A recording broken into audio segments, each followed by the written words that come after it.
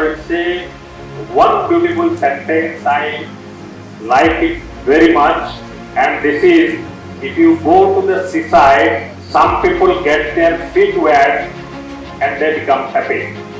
Some go inside the sea, catch fish, and some go into the deep of the sea and they get bored. The college is same for you. Some people will just get them enrolled into the college. Some people will get a brilliant result out of it, and some people who will make them a part, they will make them an asset, and that is what is the expectation.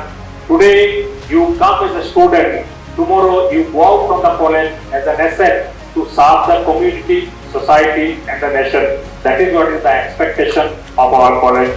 So I wish you all the very best. Thanks the entire team, principal madam, in charge, all the faculty members. You always do an excellent job. Today I see the teamwork reflected over all these things. Everyone is involved into the program. That is what is the reflection of a family ethos. So with this, I thank everyone for this wonderful program, and I once again wish you all the very best and wish a very brilliant, days ahead in the Maryam Project. Thank you so much.